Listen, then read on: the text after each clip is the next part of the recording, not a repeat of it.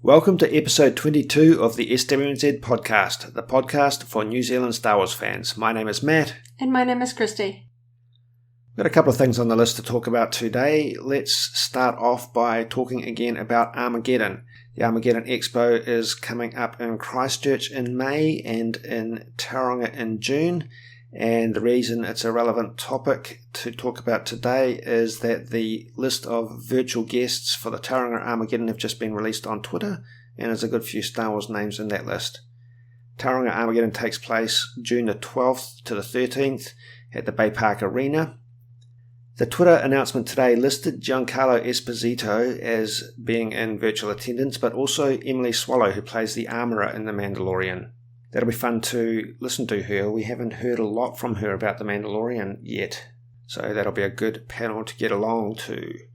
Also on the list of virtual signings is voice actress Carrie Walgren, who lends her voice to the female Jedi Knight in the Star Wars The Old Republic MMO game.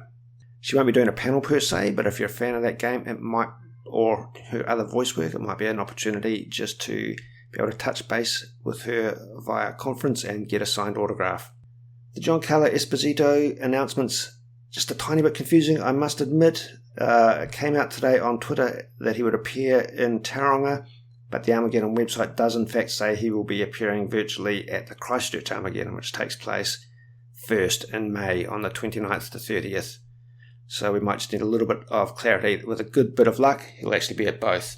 He has appeared as a virtual guest at an Armageddon Expo previously, so it could be that he had such a good time and such a good audience response that maybe he is doing both. I think there's a good chance that he'll do both, and obviously that's the best outcome for us. Of course, Moff Gideon is proving to be a really popular character in the Mandalorian series, so it's neat to see such a sort of a lead actor from a new Star Wars series being sort of available for fan events in New Zealand through the virtual panels. I've seen him talk online. I think it might have been last May the 4th or something, where he was involved in Hasbro product reveals or something, and I think he really embraces the Moff Gideon character from The Mandalorian. I think he likes the power and the darkness of that character. So it's fun. It's obviously fun when an actor embraces their character to that degree.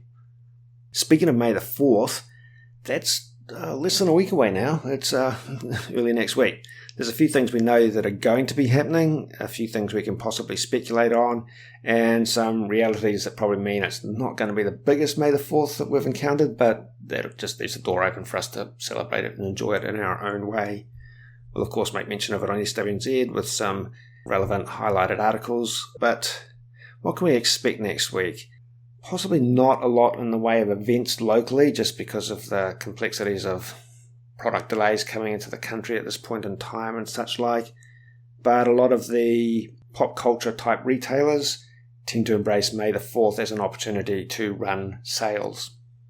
Mighty Ape usually does an annual sale for May the 4th, and we've even seen the warehouse embrace it, particularly on the website. They will round up Star Wars stock that they are keen to get rid of, or just kind of lump it all together to try and attract people to their range of Star Wars products. And I'll definitely be keeping an eye on retailers like EB Games, PopStop, and a few others, just to see if they do anything to tie in with this sort of unofficial Star Wars Day. And internationally, we may see some new product announcements. I see a few companies have already dropped their May the 4th product releases. You know, they're going to span the whole performance out over a whole week, which is fine.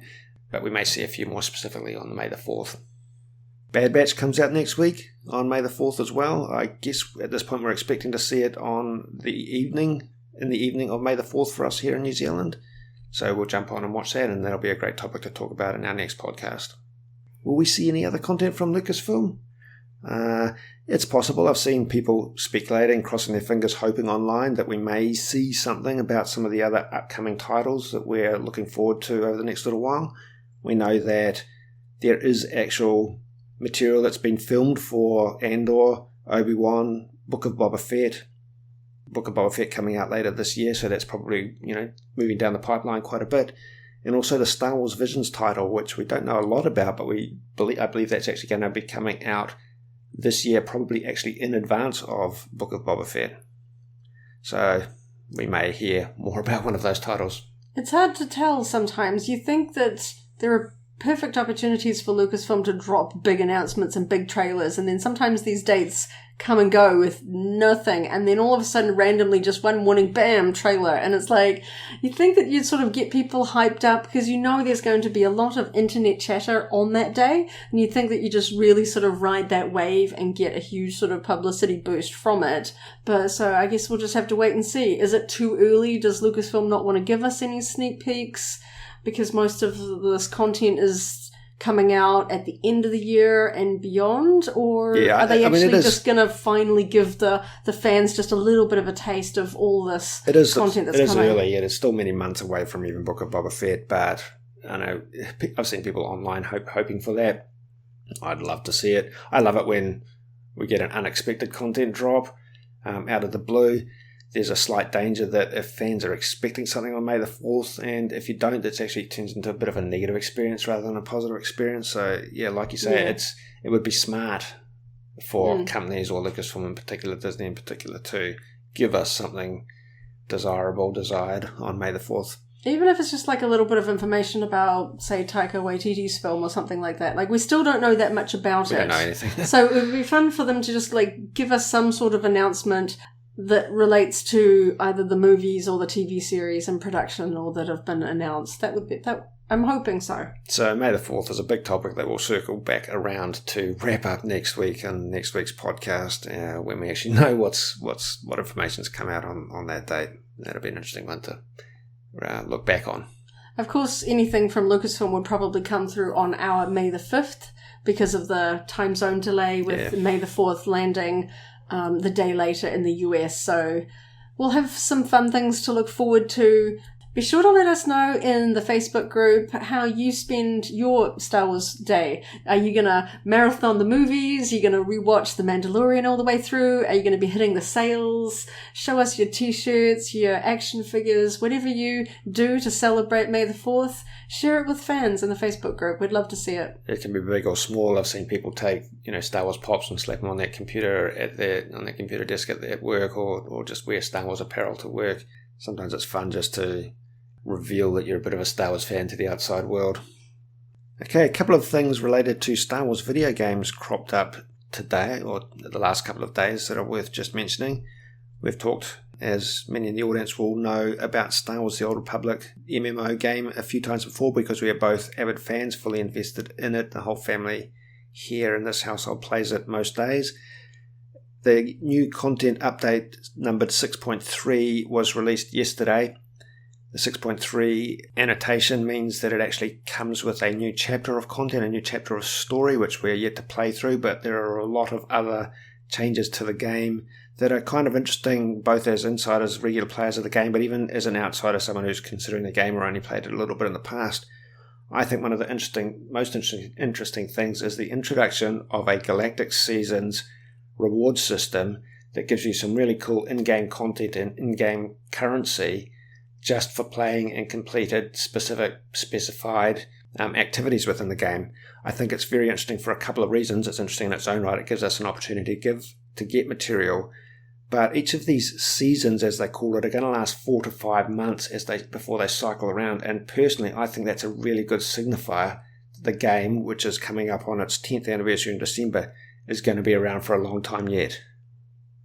There is so much more to the game than how it appeared at launch, with a huge expansion to the storylines and game modes that have been added in terms of PvP matches and the large group content raids. And I'm super excited by the array of in-game goods that players will be able to earn through this new system. Mounts, gear, the in-game currency, and companions. Looking forward to the new Kubaz companion. He looks really cool. Yep.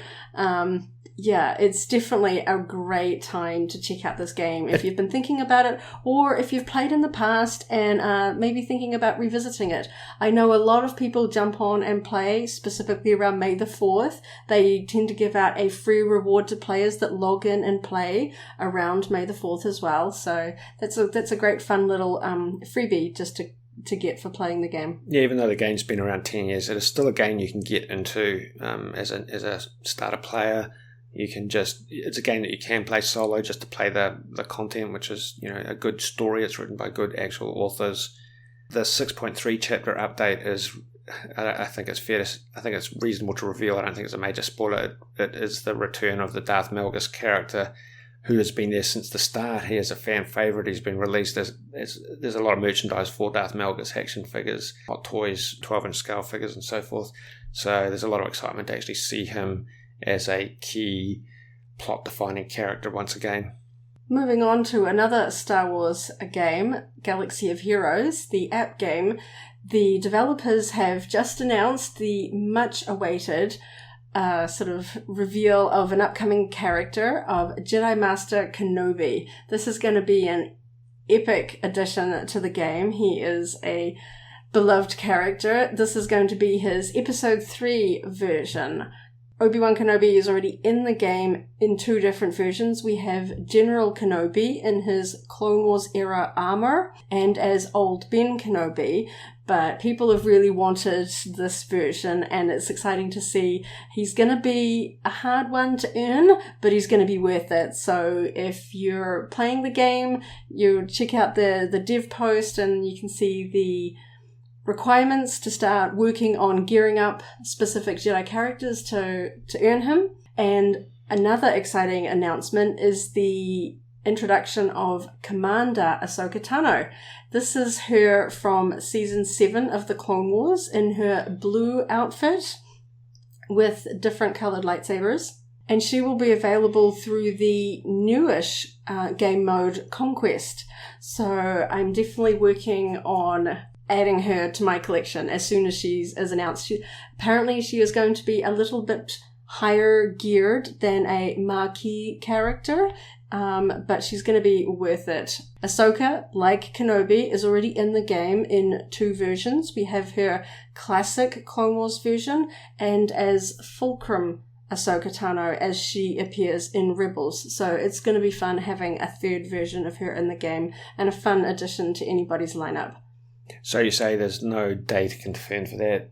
Do you have a feel for when that might be? How often do they release or add new characters to that game? They're trying to be a little bit more paced with the Galactic Legends characters. In the past, they have released Galactic Legend characters in pairs, one dark side, one light side, and farming the high-level requirements for these characters does take quite a fair bit of work, unless you are willing to drop, let's face it, hundreds and thousands of dollars like the whales and Kraken players out there do. There's certainly the potential to spend a lot of money in this game, and some players do, but for the free-to-play players or the people that just sort of dabble in a little bit of in-game currency, it generally takes quite some time to earn your way up. And these characters are worth it. They are quite defining in the in-game sort of mechanics, especially if you want to rank high within your guild or within PvP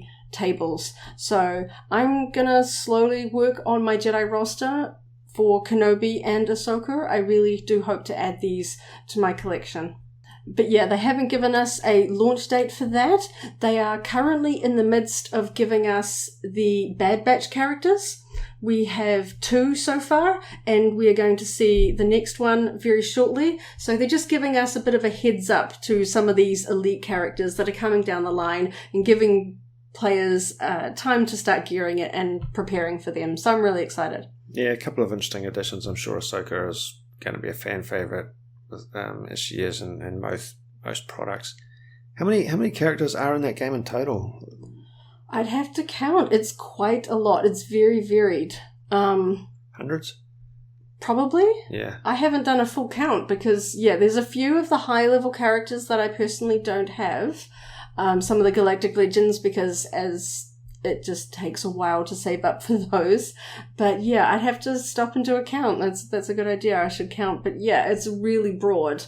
Clone Wars, Old Republic era, Expanded Universe, through to lots of classics from the games. All the classic fun characters that you would expect in a sort of a battle game. So Star Wars Galaxy of Heroes, you collect characters from a pool of hundreds, you mix and match them based on your favourites or on their performance, and you put them up against other teams. Good fun. A handful of store reports this week, covering a range of different products. Let's start with New Zealand Mint, who seem to be pumping out silver licensed Star Wars coins at a pretty frequent rate at the moment. Their most recent one is their high relief Clone Trooper helmet coin. The high relief coins are the ones that have extra depth to them, and this works quite well with helmets. This is a 2-ounce silver coin that does come in at a little over $300 to purchase, but they're highly collectible and very nicely done. And you don't have to collect all of the coins to get a fun collection. This is the 4th coin in the helmet line, following on from Stormtrooper, Boba Fett and Darth Vader. So just a pretty tight collection in its own right. A new exclusive pop came out today, the gold-coloured Stormtrooper, but there are a few other pops that I believe are going to come out or ship tomorrow that a few people will be looking forward to. They are Rise of Skywalker pops. They're particularly fun characters. There is a Ben Solo in his come-at-me pose, Rey with her constructed yellow lightsaber, and Rey with dual lightsabers from the closing scenes of Rise of Skywalker. That should be a fun little lineup for fans of Funko Pops. There are also a number of vintage collection 3.75-inch action figures that are coming out, or in fact in some instances have come out, depending on where you pre-ordered them from or managed to walk into a store and find them from. The Child is coming out on the blister card in the 4-inch scale. Snaggletooth from the original trilogy, A New Hope Cantina scene, and a very cool Return of the Jedi Boba Fett. Some of these shipping tomorrow, some of them have been spotted on stores around the country. I'm looking forward to seeing some new action figures in person in the stores, and these are very cool. These are a very cool lineup of characters. So our next podcast will be after May the 4th, which is local time Tuesday, American time it'll be Wednesday. But stay tuned to the SWNZ website and the Facebook page and the Facebook group, because we will be keeping track of all the Star Wars sales and product releases locally in New Zealand, and any international news coming from Lucasfilm, any new product announcements that I'm sure fans will be wanting to get a hold of. Yeah, so we'll be highlighting the big announcements on the website. The SWNZ Facebook group is a good place to crowdsource stock levels or sales or discounts or whatever that are taking place around the country. There's enough people that are out there hunting and looking that when that information is shared in that group, it's a really good source for collectors. And if Lucasfilm does drop us any new video content, we'll be sure to get up a frame-by-frame screenshot gallery for people to be able to dissect any details. It's always really fun to go through them with a fine-tooth comb. And that's about it for this installment. So I guess, once again, we are done doing talking. Thank you for listening in. We appreciate you taking your time to hear us have a bit of a chat about Star Wars and the Star Wars fandom. Stay tuned to our website, SWNZ.co.nz, for Star Wars news for New Zealanders, and another podcast episode next week. Jump on over to either our Facebook group or the SWNZ message boards to discuss all the latest Star Wars news with other Kiwi fans. Thank you for listening. And may the Force be with you. If you enjoyed today's podcast, go ahead and like the video, check out the SWNZ Podcast playlist for our other episodes, and subscribe for alerts about new episodes. See you next time.